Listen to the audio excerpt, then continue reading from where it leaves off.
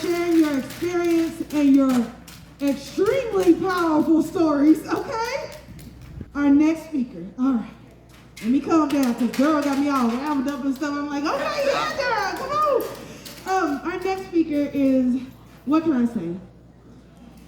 She is a union sister, our own president of SEIU775. You know, Sterling Harders is a tireless fighter for caregivers and for everyone's rights. She, you know, before I even get deep, we are blessed and lucky to have a smart and strategic leader. She has led us through some of the hardest days over these past 2 years, years with a lot of uncertainty, and she led us in the demand and the victory for PPE, hazardous pay, and made sure that we stayed union strong when we couldn't physically be together.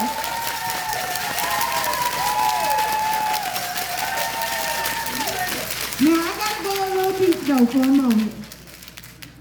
Y'all, the same Sterling that you see on stage and union events is the same Sterling that she is if you catch her anywhere.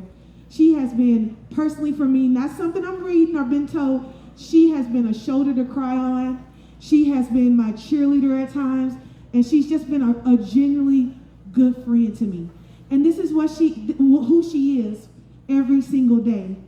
And I can't think of a better person to have as our champion for fighting for the respect and being treated as the professionals that we are as caregivers. This is our president, and she's that leader that makes sure that not just in our state, but 775's voice is heard on a national level. She understands that it's not just what you do that matters, but it's also how you treat people that matters. So, I'm gonna ask you guys to do a favor. Only if you can. Now, if you can't, I understand. But if you can, would you stand up? Everybody standing up? Everybody standing up? They're standing up over here. They're standing up. All right. Take your right foot. Put your right foot down. Put your left foot down. Pick up your right hand. Pick up your left hand. Put them together. And make some noise. For President Sterling Harders!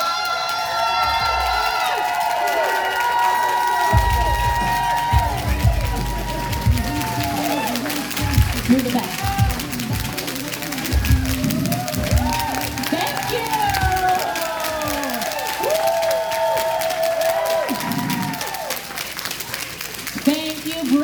For that lovely introduction. That was amazing. And welcome to everyone here.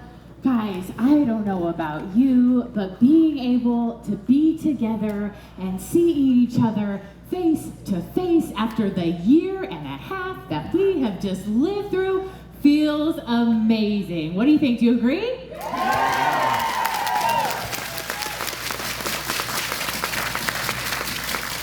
So before I rock and roll here, I want to take a minute to introduce the two new officers who will be joining me and Secretary Treasurer Adam Glickman and Vice President Andrew Bean.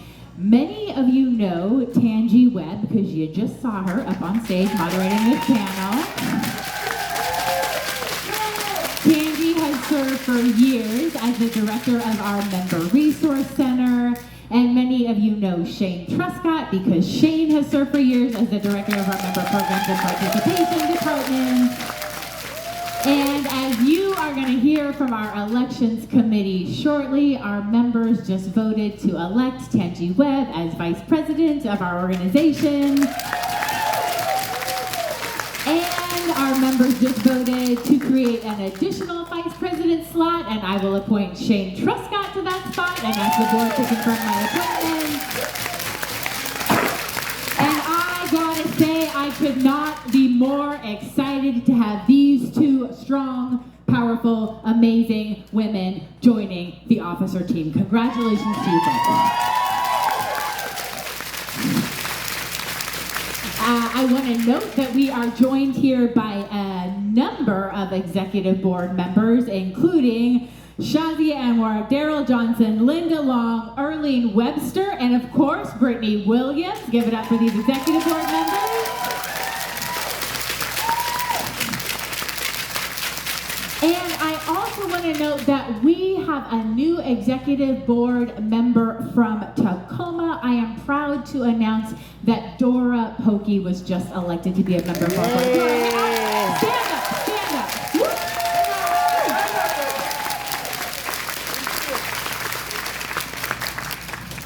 All right, so to start here, I want to take us back to where we began. Back in 2000, when we made $7 an hour with no benefits whatsoever and no union. When we went and talked to legislators, they wouldn't even think that the work we did counted as a real job. Back then, we marched under banners that said, "Invisible no more." Anybody around long enough to remember those days? I see a few of you, I see a few of you. So, what did we do?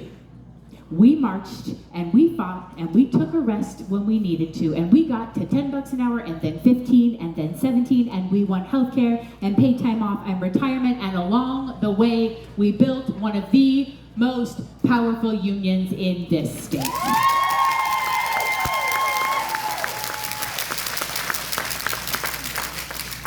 But 20 years later, when the pandemic hit, they wanted us to be invisible again. Workers and residents in nursing homes started dying. Our nursing home members ran out of PPE and would literally be at work in garbage bags. Home care workers sometimes could not even get their hands on PPEs and started hand sewing masks for themselves and their clients. I see a few people in the audience who did that themselves. And while millions of Americans got to stay safe at home, we kept going to work every single day, and we did what we needed to do to keep our clients and our residents, the people most vulnerable to this violence, safe. That is what we did.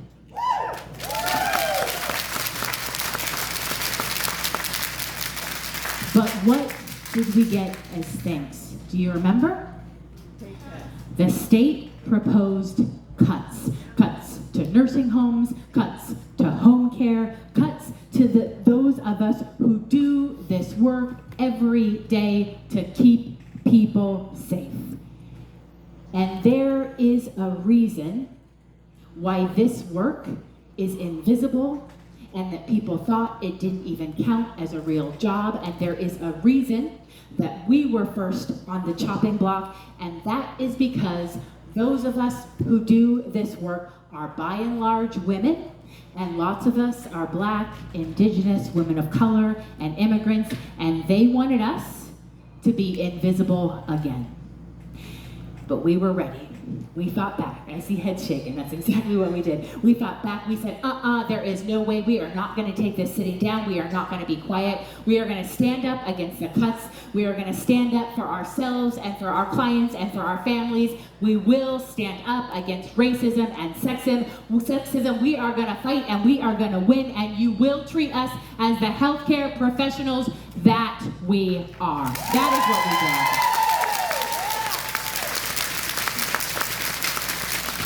And we won access to PPE and front of the line access to vaccines. And we won hazard pay. And what we did, sisters and brothers and siblings, what we did during those very dark days mattered. I want to tell you some stories that I heard from caregivers. At one of our very early vaccine clinics, a caregiver named James came up to me and said, "I am getting my vaccine because of my union. My union is saving my life."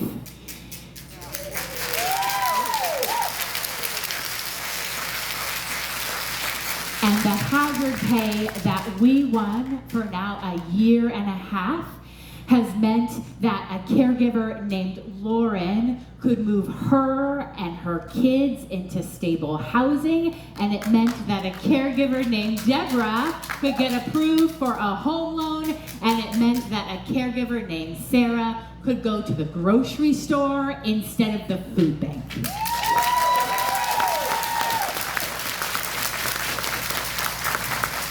Winning PPE for ourselves meant that a caregiver named Lucia could go to the pharmacy and go to the grocery store for her client and then go home to her own family safely. And during this pandemic, we got stronger, we got bigger. Workers at nursing homes in Tacoma and Shelton and Spokane organized and joined our union, and all caregivers in this state are safer today because of the work that we did on harassment, abuse, and discrimination, because we know that everyone deserves to be safe at work.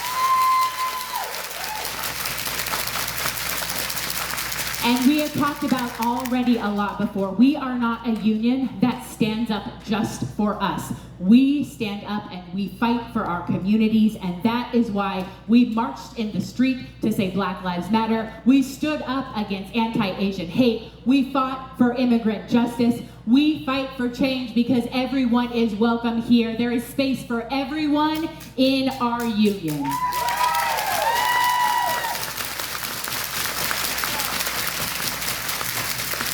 But this doesn't happen by magic.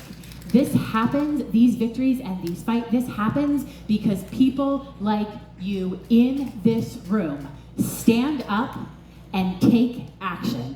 So Miranda and Aurora are two caregivers who do not speak the same language, but they carpooled together for 3 hours to go to a banner drop, somehow chatting along the whole way.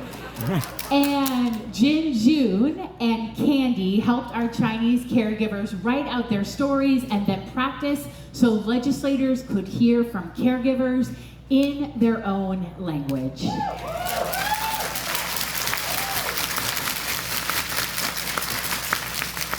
And the New York Times profiled our member, Brittany Williams, and her mom, Danielle.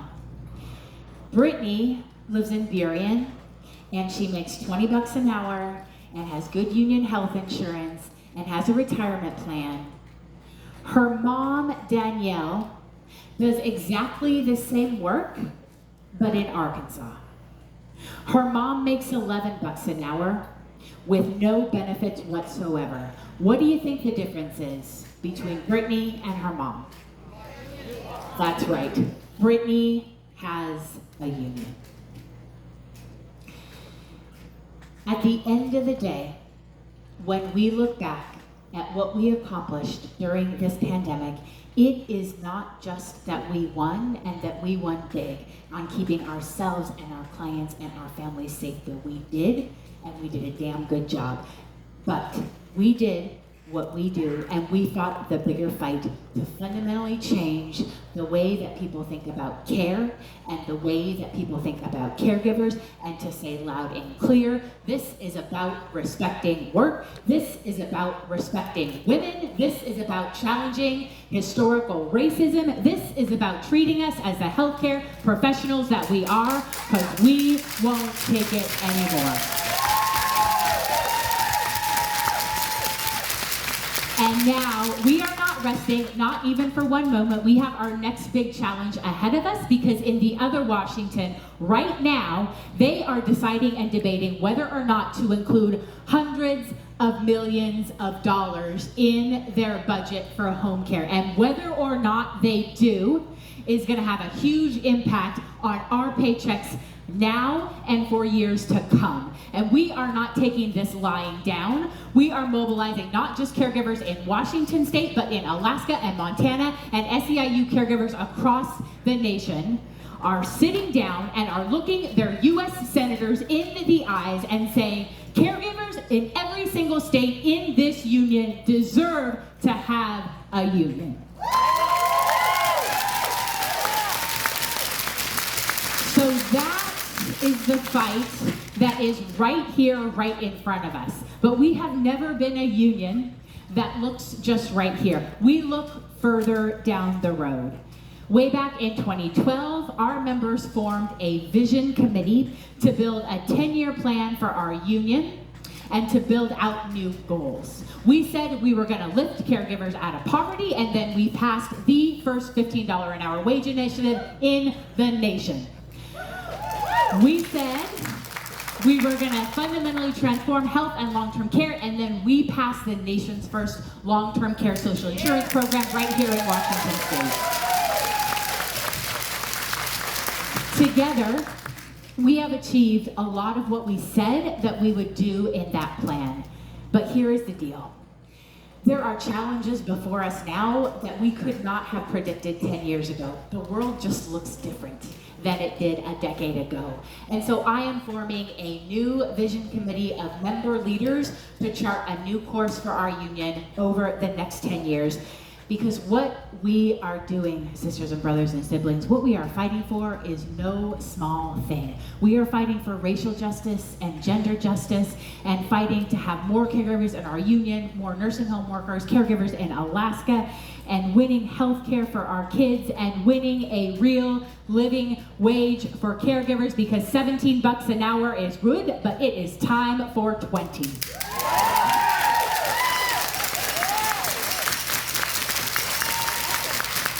So, to close up today, here is what I want to leave you with. In these darkest days, we rose to the occasion in every possible way. We are taking a deep breath, and we are taking just a beat here to celebrate and to be together before we turn to our next big challenges of winning hundreds of billions of dollars in funding for long-term care and building out a new 10-year plan for our union. And I am confident that we are going to be able to win on both of these fronts and many more, because if there is one thing that the past year and a half has taught us, is that when we link arms and hunker down and do this together, there is nothing that we can't win. Thank you very much.